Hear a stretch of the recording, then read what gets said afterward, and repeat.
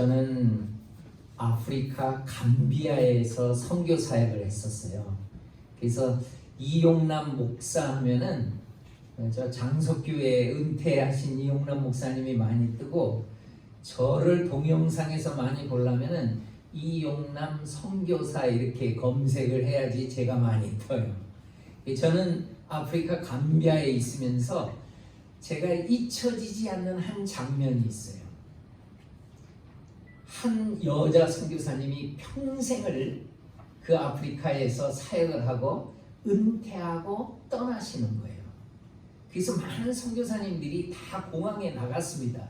이분이 워낙 이 아프리카 감비아에서 처음부터 사역을 시작했기 때문에, 한나라고 하는 독일 선교사님이었어요. 이분이 아주 갑부의 외동딸이었습니다. 그런데 아프리카로 오려고 감비아에 가려고 했는데 문이 닫힌 거예요. 그래서 거기에 들어가지를 못하게 되니까 나이지리아에서 7년간 기도합니다. 하나님, 저 땅 문 열리게 해주세요.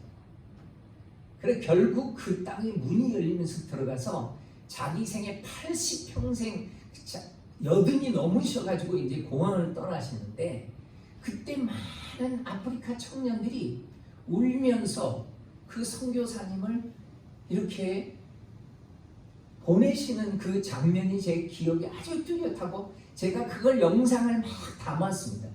그때 막 비디오 이만한 걸로 해가지고 너무 아름다워가지고. 그런데 그때 감비아에 있던 청년들이 찬송을 하면서 울면서 찬송을 하는데, 너무너무 이 찬송가가 참 가슴에 와닿았어요. 제가 여러분한테 이 찬송을 특송을 하나 할 텐데, 아프리카식으로 박수를 안 치면은 안 할 거예요. 우리나라 사람들이 이렇게 칩니다. 둘, 셋. 근데 아프리카 사람들은 뼛속에 이게 리듬이 들어가 있는 거예요. 그래서 그 노래를 막 따라가요. 여기 박수가 아주 기가 막히게 따라갑니다. 여러분이 한번 저를 한번 따라서 한번 해보실래요? 그냥 딴따라란 딴딴딴딴 이렇게 한번 해보세요. 예, 그냥 리듬에 맞춰가지고 한국식으로 하나 둘 셋 넷만 하지 말고 따라가 보세요. 제가 특성을 하나 할 거예요. 자, 합니다. 예수의 발라팔레 소토폴레 토냐야야 소토, 예수의 발라팔레 소토폴레 토냐야야 소토, 알라키소 소토 알라라 소토, 예수의 발라팔레 소토폴레 토냐야야 소토. 됐어요. 여러분 너무 잘하셨는데, 이 아프리카 청년들 그 많은 사람들이 왜 울면서 이 찬송을 하신지 아십니까? 그 선교사님 때문에 예수를 믿은 거예요. 그리고 교회가 세워지고, 이 선교사님 아버지가 갑부였거든요.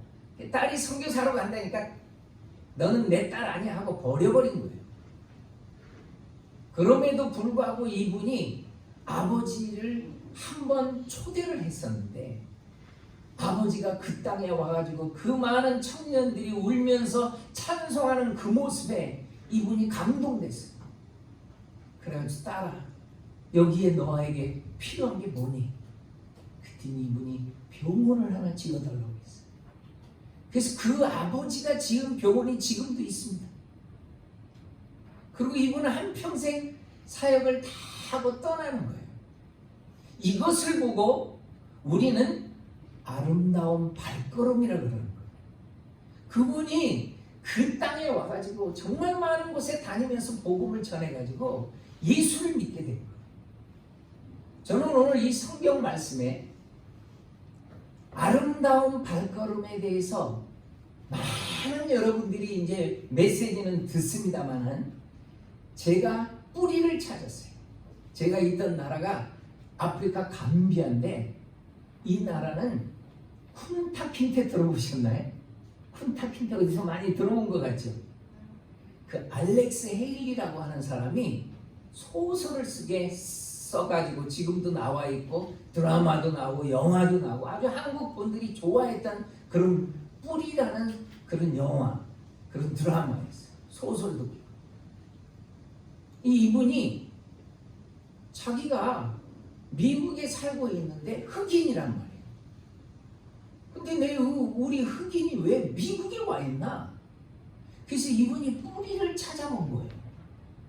그랬더니 자기 일대손이 아프리카 감비아 주프레 마을에서 잡혀간 거예요.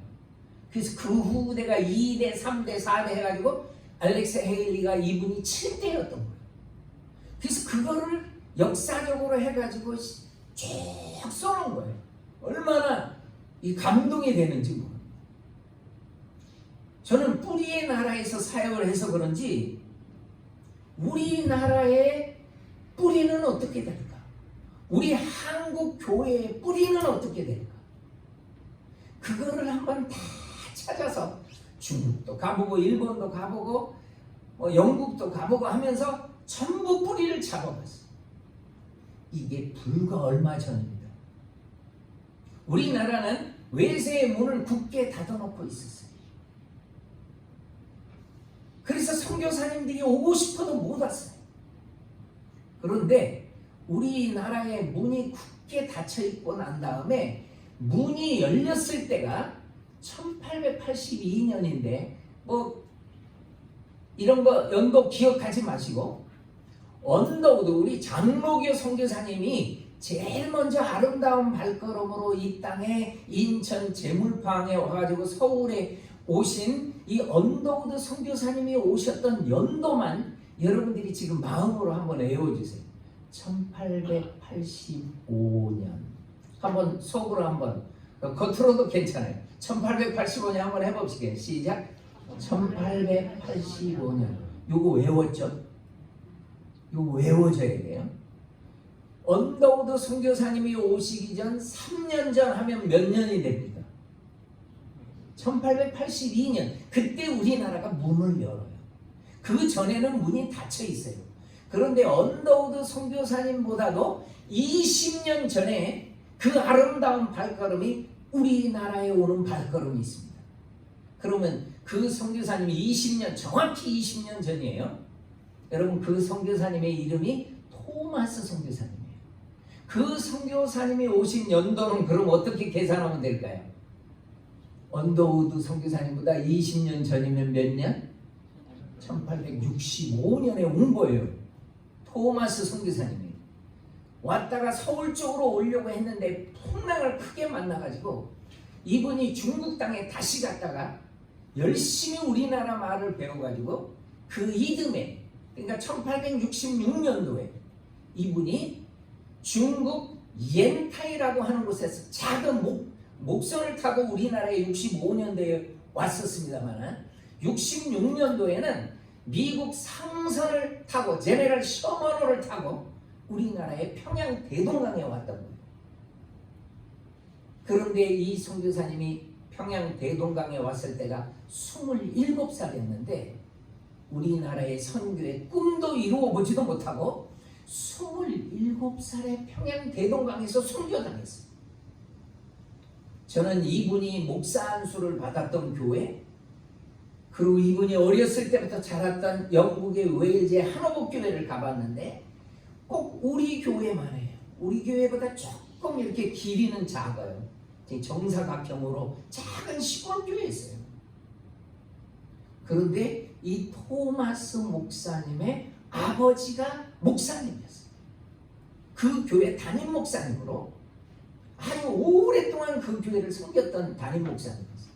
그리고 그 교회, 영국은 그냥 교회에 있고 천국처럼 해가지고 교회 바로 옆에 앞에 그냥 성도들이 돌아가시면 그냥 무덤을 세웁니다. 그 교회 정문 바로 앞에 그 아버님의 묘, 가족묘가 있는 거예요. 제가 그 아버지의 묘를 자세히 봤더니 이 아버지는 목회를 오랫동안 거기서 하시고 토마스 선교사님보다도 근 20년을 더 살고 가셨던 거예요. 천국에. 아들은 27에 일찍 죽었으니까 우리나라에 순교를 했으니까 그 아들의 죽음을 가슴에 묻고 근 20년을 더 살았어요.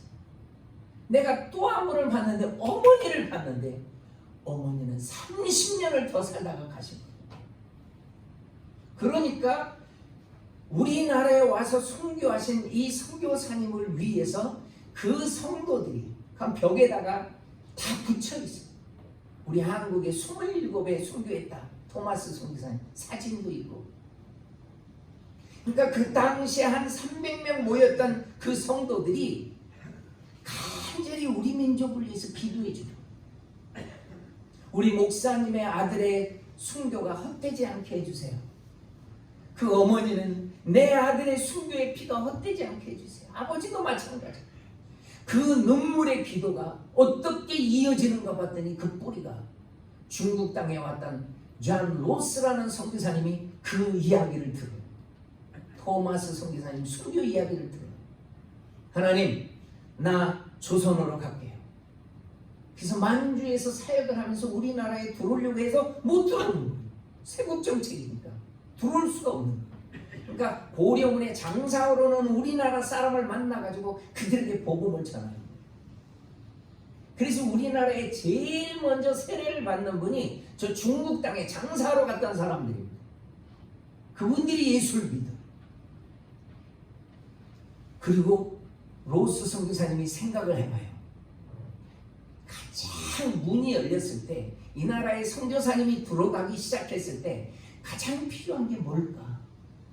당연히 성경이죠. 그래서 언어를 배워. 열심히 언어를 배운 다음에 10년 만에 마태복음부터 요한계시록까지 신약 성경을 다 번역해버려요. 그 번역이 존 로스역이라고 부릅니다. 한글 성경이 제일 먼저 나와요. 여러분들 지금 한글 성경 가지고 있잖아요. 이 성경은 자꾸 이렇게 개혁해서 우리한테 맞도록 개혁된 거고, 제일 먼저 한글로 된 성경책은 존 로스 선교사님이, 토마스 선교사님의 뒤를 이어가지고 번역을 해냅니다. 그래서 우리나라에 언더우드 선교사님이 세운 교회가 어느 교회인지 아십니까? 제일 먼저 언더우드 선교사님 정동에서 시작했는데 그 교회 이름 그냥 대보세요. 예? 정동. 예. 저 정도 알면은 굉장히 깊이 있게 아는 거예요. 그 정동교회가 지금의 세문안교회가 되는 거예요. 그러니까 언더우드 선교사님은 세문안교회의 일대 담임 목사님이에요. 그래서 85년도에 1885년에 왔는데 교회를 못하게 하는 거예요. 복음도 못 전하게 하고. 그러니까 이 선교사님들도 간절히 기도합니다. 그때 아펜젤라 선교사님, 존 에런스, 크랜턴, 알렌 이런 선교사님들이 교회에서 마음대로 예배드리게 해주십시오. 그리고 2년 만에 선교사님이 오신 지 2년 만에 교회를 할 수 있어요. 그래서 우리나라의 최초의 공식 예배가 드려지는 데가 정동 장로교회, 지금의 세문안. 그때 창립 개척 예배를 언더우드 선교사님 집에서 정동에서 드리는데 저 뒤에서 눈물을 흘리고 있는 한 분이 계셨어요. 그분이 존 로스 선교사님. 그분이 번역한 성경책으로 예배를 드리는 거예요.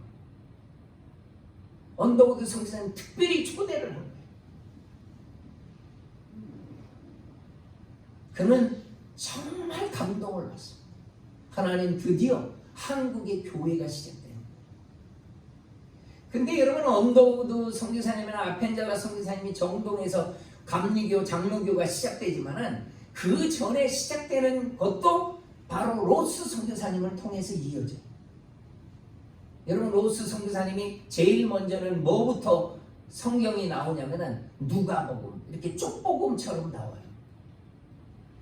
신약 성경이 마태복음부터 요한계시록까지 다 번역되기 전에는 그런 복음서로만 이렇게 복음서 이렇게 해가지고 사도행전 해서 다 이렇게 묶여지는 거거든요. 그런데 그 성경책을 가지고 전도하시는 우리나라 사람들이 있어요. 국경을 넘을 때 이 성경책을 가져올 수 없으니까 종이를 다 성경책을 찢어가지고 새끼줄에다가 다 묶어가지고요. 들키지 않게 해가지고 와가지고 새끼줄을 풀어서 다시 종이를 다 접어야지 복음서가 되는 거예요. 그렇게 성경책을 가지고 와가지고 우리 민족에서 역사를 하다가 백홍준이라는 분이 잡혀가지고 감옥 속에서 심한 고통을 당해가지고 결국은 우리나라 사람으로서 예수 믿어가지고 제일 먼저 순교하신 분이 백홍준이라는 분입니다. 그때 고려원의 존 로스 선교사님을 만나가지고 예수를 믿었던 서상윤, 서경조 이런 형제들은 그 환란 속에서 황해도 소래에 가가지고 은밀하게 복음을 전해요. 그래서 언더우드 선교사님이 오시기 전에 황해도 소래 교회가 세워졌고요. 제일 먼저 세워집니다. 황해도 소래. 우리나라의 교회의 시작은 그렇게 돼요. 그리고 문이 열렸을 때부터 이제 선교사님들이 다 서울에서 교회가 이제 세워질 수 있습니다. 근데 교회가 세워지기 전에 선교사님들이 와가지고 교회를 못하게 하니까 아펜젤러 선교사님은 배제 학당을 시작해요. 스크랜턴 여사는 이화 학당을 시작해요. 언더우드 선교사님은 경신 학당을 시작해요. 그리고 언더우드 선교사님이 고아원을 시작했을 때 한 여학생이 있어가지고 그 엘러즈라는 선교사님한테 이 학생을 맡아달라고 해서 그게 정신학당이 됩니다. 그러니까 우리나라의 교회 세워지기 전에 선교사님에 의해서 배제, 이화, 경신, 정신, 서울에 네 학교가 세워진 거예요. 그리고 2년 만에 교회가 이제 할 수 있게 된 거예요. 선교사님들에 의해서. 그런데 그 학교, 선교사님들이 세운 학교를 미션 스쿨이라고 얘기해요. 그 선교사님들이 그 학교에 나오는 학생들을 잘 훈련시켜가지고 그 미션 스쿨에 다니면서 예수 믿었던 사람들이 많습니다. 그런 분들이요, 우리 한국의 정치적이거나 교회나 다 주요직을 맡게 돼요. 서당에서 공부한 거하고, 여러분 그 당시에 선교사님이 세운 학교는요, 막 중국 사람들, 일본 사람들도 막 찾아옵니다. 왜 그런가 봤더니 선교사님들이요, 처음부터 시작할 때부터 국제학교예요. 국제. 영어로 가르쳐버려요. 영어로. 그리고 얼마나 영어를 잘하겠어요. 거기서 공부하니까. 그런 사람들이 국제 무대에 다 서는 거예요. 그게 선교사님들이 우리나라에서 서울에서 시작한 것입니다. 자, 그럼 선교사님들이 이제 세월이 지나가면서 보세요. 경신, 정신, 배제, 이화, 이 학생들이 중고등 과정까지 마쳐요. 그러면은 선교사님들이 생각한 게 무슨 과정을 세워야 된다고 생각하겠습니까? 대학을 세워요. 대학. 그래서 우리 대학을 세워야 되겠다. 그 선교사님들이 영어로 그 대학교 이름이 뭔가 봤더니 조선 크리스천 칼리지. 그래가지고 그 학생들이 이제 대학을 진학하게 된 거예요. 그때 그 대학의 한국 이름이 뭐였냐면 연희 전문학교였어요. 연희라는 이름을 썼어요. 그 대학이. 그런데 우리나라 사람들을 선교사님들이 와가지고 병원을 하면서, 에비슨이라는 선교사님이 병원을 특별히 사역을 하면서, 하나님, 이 나라에 큰 병원이 세워져야 되고요, 하나님, 이 나라 젊은이들이 의사 돼야 돼요. 그래가지고 이분이 큰 병원을 위해서 기도할 때는 누가 도와줬냐면 세브란스라는 사업가가 도와준 거예요. 그래서 세브란스 병원이 세워집니다. 바로 에비슨 선교사님은 세브란스 의대를 시작합니다. 그 세브란스 의대 출신들이 우리나라에 다 의사들이 돼서 전국적으로 흩어집니다. 그리고 나서 연희 전문학교하고 세브란스 의대하고 병합을 합니다. 그래서 연희의 연자를 따고 세브란스의 세자를 땁니다. 우리 앞에 자매님, 그럼 무슨 대학이에요? 연세대학. 우리 중에 연세대학교 나온 분이 누군지 아세요? 몰라? 목사님이 목사님이 연세대. 목사님의 뿌리도 이게 다 선교사님과 연결이 있는 거예요. 저는 근 30여 년에 한 청년을 만났는데 참 괜찮다. 그래서 언어도 하면서 외국에서 제가 이제 훈련을 담당했었는데 그때 그 한 청년이 최낙준이라는 청년이었어요. 저는 이분을 30여 년 전에 만났어요. 연세대학교 다닐 때 만났어요. 휴학하고 훈련 받으러 오셨던 거예요. 참 귀하다. 참 멋있다. 이런 분이 좀 목사님 됐으면 좋겠는데 목사는 그 당시 생각도 안 하더라고요. 근데 그 아버지를 제가 알았어요. 목사님의 아버지, 최낙준 목사님의 아버지가 목사님이었어요. 그리고 마지막에 중국의 선교사로서 정말 멋지게 사역을 했던 거예요. 저도 많이 돕고 만나서 얘기도 하고 교제를 했어요. 그러니까 이 최낙준 목사님은요, 목사님의 아들이면서 선교사님의 아들이었어요. 결국은 신학을 한다는 내가 얘기를 듣고 참 감사했었어요. 그리고 이렇게 신학을 해서 목사님이 되고, 그러니까 연세대 장신대 제 코스를 제대로 받은 거예요. 장신대학원을 해서 코스를 정말 제대로 밟으신 거죠. 참 어려운 코스였는데 그러니까 하나님의 참 은혜가 있었던 거예요. 제가 봤을 때 우리 민족 속에 이런 뿌리들이 곳곳에 있어요. 저는 그 뿌리들을 찾다가 너무 많이 울었어요. 내가 예수 믿게 된 게 바로 이렇게 해서 믿는 거구나. 우리나라의 근대사를 이룬 게 모두 선교사님의 영향이구나. 아닌 게 없어요. 아닌 게. 이 민족 속에 정말 놀라운 역사가 일어나요. 제가 한국교회를 지금 많이 다니면서 이 사역을 하게 되는 것은 이 선교사님의 글을 읽다가 그랬습니다. 그 선교사님은 윌리엄 제임스 홀이라는 선교사님이었는데 이분의 글을 읽다가 너무 감동이 돼가지고 제가 가는 데마다 이 선교사님의 이야기를 나누게 되는데 이분이 우리나라에 와가지고요, 우리나라에서 최초로 서양식 결혼식을 합니다. 그 부인이 로제타예요.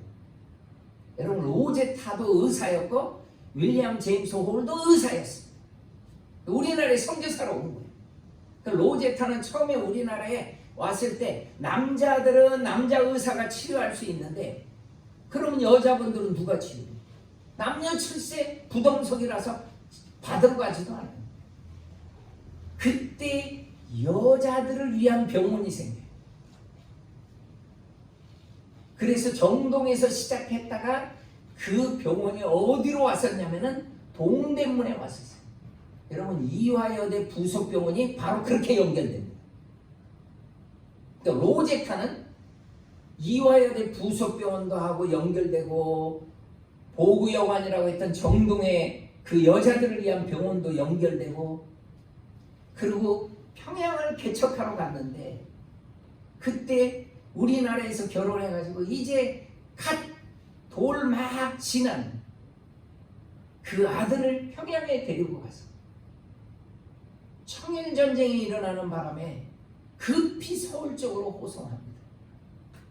그리고 남편은 평양에 올라가서 청일전쟁 직후에 그 수많은 전염병 환자들을 치료하시다가 이 윌리엄 제임스 홀이요, 안타깝게 그 병으로 말미암아서 너무 무리하셔가지고, 그래서 이 선교사님이 지금 서울 양화진에 묻혀 계십니다.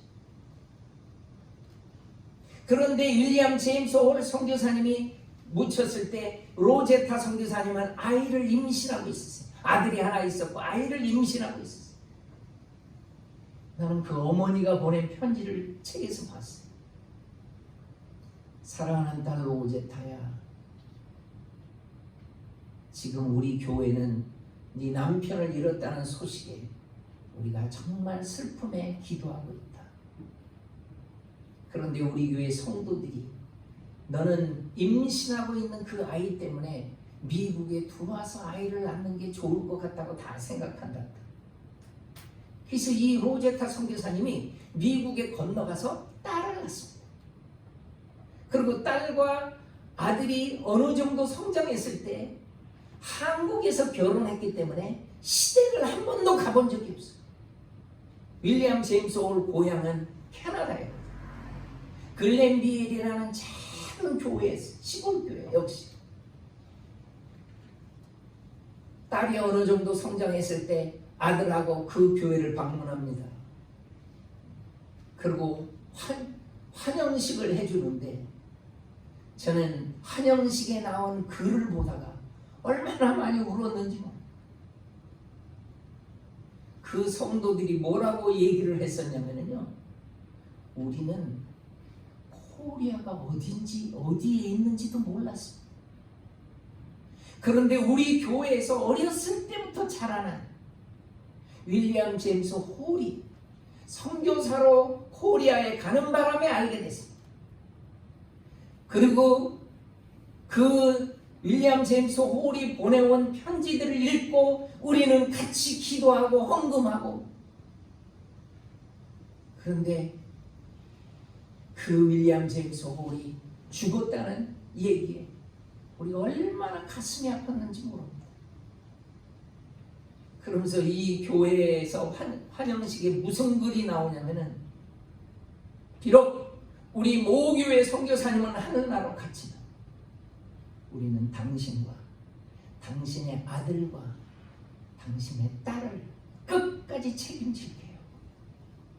여러분, 로제타 선교사님이 자기 남편 교회 캐나다의 작은 시골 교회를 방문하고 나서 그는 결심합니다. 이렇게 작은 교회가 우리를 도왔고, 이렇게 가난한 성도들이 우리를 도왔고, 기도하고 성경금 해주고, 하나님, 내 남편이 못한 그 사역 제가 감당하겠습니다. 그리고 우리나라에 건너와서요, 남편이 못다한 사역을 평양에서 해서 남편의 이름을 따가지고, 남편의 이름이 홀이에요. 홀. 그래서 기홀병원이라고 생겨요. 기홀. 홀 선교사님을 기념하는 병원. 평양에 정말로 큰 병원이에요. 우리 남한의 서울의 세브란스 같은 병원이었어요. 120주년 로제타 선교사님의 기념식이 있어서, 이분은 80평생 정말 끝까지 살다가 남편하고 같이 묻히거든요. 120주년 기념식에 제가 참석을 했었는데 고려대 의사들이 온 거예요. 고려대 병원의 의사들이.